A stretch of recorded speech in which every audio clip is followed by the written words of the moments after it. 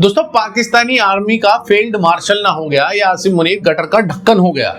वैसे मैं आपको बता दूं कि इस फूतिया मुनीर ने असल में क्या बोला है ये किसी को नहीं पता, क्योंकि ये एक क्लोज्ड रूम मीटिंग की गई थी। कोई मीडिया, कोई कैमरा अलाउड नहीं था। तो ये जो भी आप सुन रहे हैं ये सब अमेरिकन मीडिया और पाकिस्तानी मीडिया ने रिकंस्ट्रक्ट किया है। तो एक्चुअल में मुनीर क्या भौंका है ये किसी को नहीं पता। फिर भी मीडिया के हवाले से जो न्यूज आई है वो भी इस मुनीर का मानसिक स्तर बताती है। देखिए, मैं एक वकील भी हूं, शब्दों को पकड़कर बात करने की आदत है। तो इसके शब्दों से भी पता चल रहा है कि ऑपरेशन सिंदूर में इनका क्या हाल हुआ है। ये बोला है कि अगर हमारे मुल्क पर यानी पाकिस्तान पर किसी तरह का एग्जिस्टेंशियल खतरा हुआ, यानी अगर पाकिस्तान खत्म होगा तो हम आधी दुनिया को भी कर देंगे। क्या कर देंगे राहुल जी? खत्म। जी हाँ, और ये सुनकर आधी दुनिया का बिल्कुल वो पाकिस्तानी चिचा वाला हाल है। अरे कौन भौंक रहा है ये बदतमीज? पर इसका ये स्टेटमेंट बताता है कि इसको अब डर लग रहा है। जी हाँ, जब जब ब्रह्मोस और S-400 की याद आती होगी तो इनका बिल्कुल यही हाल होता होगा।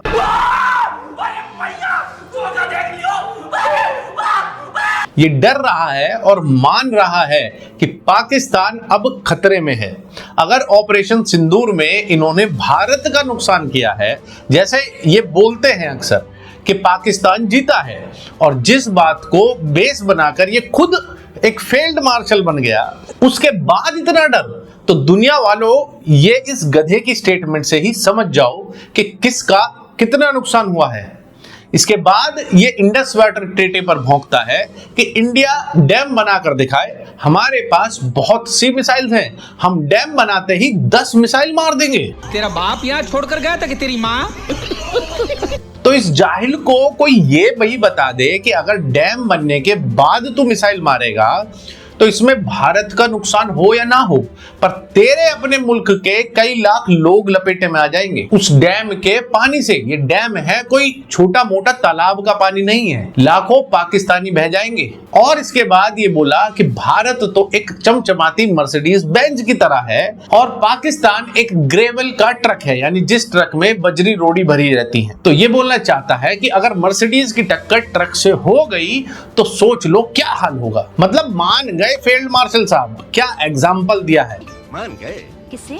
आपकी पार की नजर और निर्मा सुपर दोनों को। ये धमकी दे रहे हो या अपनी औकात बता रहे हो भाई? मतलब पूरे मुल्क की बेइज्जती करा रहे हो वो इंटरनेशनल मंच पर। और जब करा ही रहा है तो फिर यही धमकी दे देता कि गटर में हाथ डालोगे भारत वालों तो तुम्हारा ही खुद का हाथ गंदा होगा, इसलिए गटर में हाथ ही मत डालो। और देखिए, इनकी जनता खुश हो रही है कि मार्शल साहब ने क्या कमाल की बात बोली है, हमें ट्रक बता दिया है, हम तो मर्सिडीज का चूरा कर देंगे। ये बिल्कुल सही एग्जाम्पल है अंधेर नगरी और चौपट राजा का। जिस राह पे तुम चल रहे हो बेटा, एक दिन पूरी तरह फंसोगे। कोई इन्हें कंधे पर बैठा ले तो ये सीधा कान में सुसु करने वाली पार्टी है। और आजकल इन्होंने अपना नया पैखाना ढूंढा हुआ है, वो है हमारे चहीते चिचा डोनाल्ड ट्रंप। आजकल ये सब गंदगी उनके घर में जाकर फैला रहे हैं। जी हाँ, आसिम मुनीर को जब भी प्रेशर आता है तो ये अमेरिका की टिकट कटवा लेता है।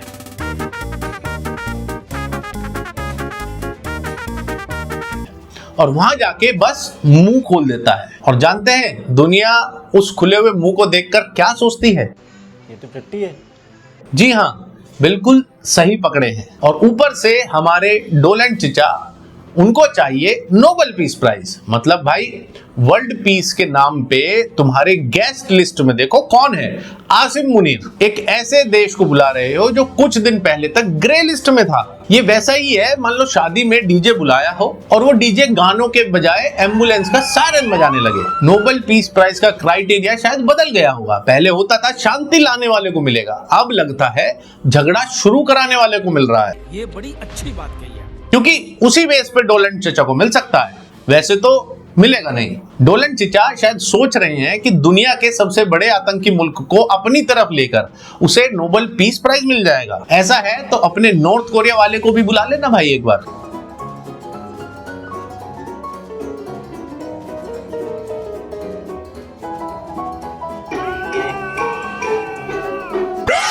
क्यों डोनाल्ड जी, बुला लो किम जोंग को भी। अरे भाई अगर तुम नोबेल चाहते हो तो सबसे पहले अपने सो कॉल्ड गेस्ट को एक्सप्लेन करो कि न्यूक्लियर थ्रेट नोबेल प्राइज का सिलेबस में नहीं आता।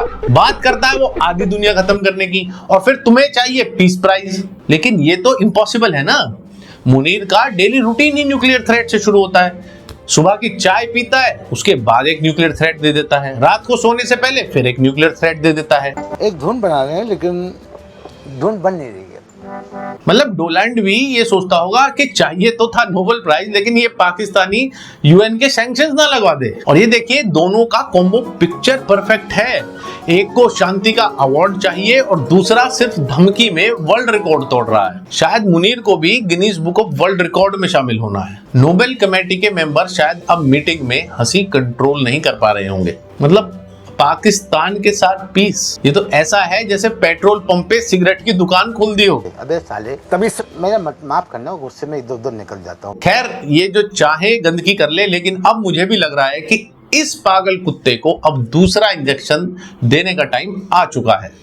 ऑपरेशन सिंदूर 2.0 की आहट हो चुकी है और ये मैं खुद नहीं बोल रहा हूँ, हमारे आर्मी के जनरल उपेंद्र द्विवेदी जी ने कहा है। नेक्स्ट वॉर अब दूर नहीं। The next war which we are looking at, it may happen soon.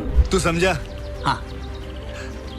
नहीं तू समझा नहीं। जी हाँ, इस बार इंजेक्शन लगेगा तो ये फील्ड मार्शल चलने के लायक नहीं बचेगा। पर इसका क्या, ये तो भाग जाएगा। ये जंग में खुद जाता नहीं है, बेचारी पाकिस्तानी आवाम को पिलवाता रहता है और खुद भाग जाता है। खैर दोस्तों, पाकिस्तान इस वक्त कोई जंग करने की हालत में नहीं है और अगर फिर भी इन्होंने जंग की तो क्या हो जाएगा राहुल जी? खत्म। जी हाँ, अब तो राहुल जी ने भी बोल दिया भाई। राहुल जी को हल्के में मत लिया करो तुम लोग। अब आप चैनल को सब्सक्राइब करो, वीडियो को शेयर करो। धन्यवाद, जय हिंद। हल्के में लेते हो यार राहुल जी को।